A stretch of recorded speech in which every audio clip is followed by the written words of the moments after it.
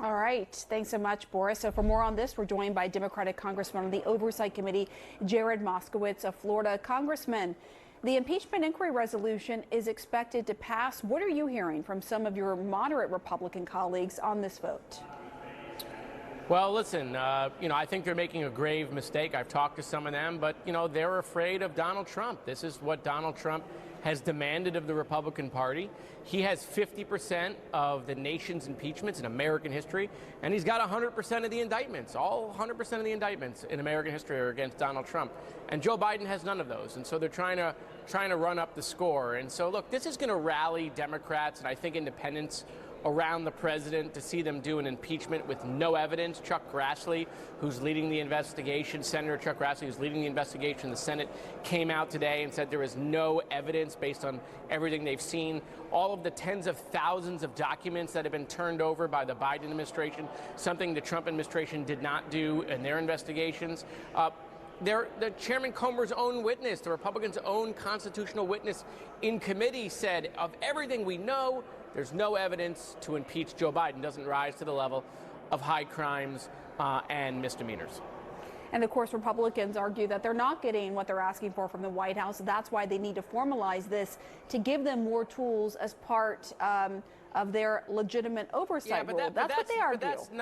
But that's nonsense. Why do you think Chairman Comer brought reporters into the room to see the boxes and boxes and boxes and boxes of documents that they've assembled? Where do you think they got those documents from?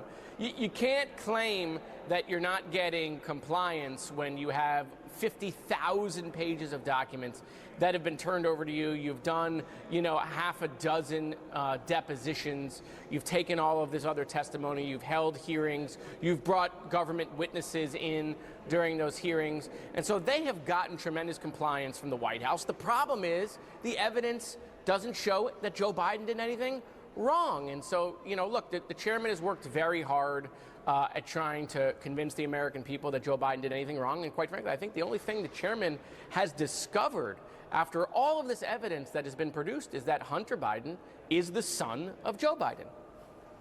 So do you think that articles of impeachment here are just a foregone conclusion no matter what this probe turns up?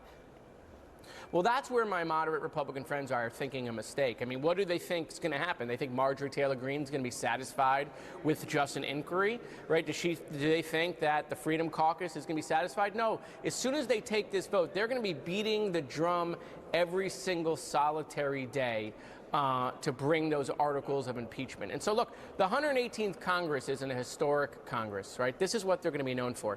They're going to be known for expelling a member. They're going to be known for removing their own speaker. And they're going to be known for doing this impeachment. That's what they're going to be known for, not a single real accomplishment. When Israel needs aid, when Ukraine needs our help, when our allies are looking to see if the United States can deliver on their promises, when we got issues to try to solve around this country for the American family, to try to find middle ground on the border, my Republican colleagues are too busy doing this fake impeachment inquiry. And by the way, to show you how serious they are about this impeachment inquiry, as soon as they take the vote, they're going to run out of town for 3 weeks. They're going to leave. They're literally going to go away. So this is so serious. It's so important for the country. The evidence is so overwhelming that they're going to vote and run. I want to ask you about Hunter Biden because, as you know, he was subpoenaed to come today and sit for a closed-door deposition. He came to the Hill. He made some remarks outside of the Capitol building and said that he wouldn't sit for a closed-door deposition, that he wanted to do a public hearing. Now, Republicans are saying that they're going to pursue contempt of Congress and refer it potentially to the Department of Justice. Do you think he should have complied with the subpoena? Well, listen, Chairman Comer on national television several times said Hunter Biden needs to testify, and he can either come sit for a deposition or come to a hearing of his choosing. Those are the chairman's own words. So Hunter Biden called his bluff and said, no problem, Mr. Chairman, I will come to a public hearing. I know that caught the chairman off guard. I'm sure the chairman regrets his invitation, but this is the first instance in which we have a witness taking the chairman up on his invitation to testify publicly. Transparency, right? For it to be transparent in front of the cameras, for Hunter to tell his side of the story and answer all of the questions. Remember, Republicans control the committees. They control the rules in committees. They can keep Hunter there for 10 hours in front of the cameras. And now the chairman is scared of Hunter Biden. He's running away. And what he's going to do, he's going to try to hold someone in contempt who's trying to come and testify publicly. Look, Hunter, obviously he's been indicted. There's some things he's got to deal with, and if he's found guilty, he'll have to deal with those penalties, right? Democrats believe in justice. We believe in the rule of law for Donald Trump. We believe in the rule of law for Hunter Biden. But the idea that they're going to try to hold someone in contempt who wants to testify in front of the American people just shows you the chaos Congress that we currently serve in. All right, Congressman Jared Moskowitz, thanks for coming on. Thank you.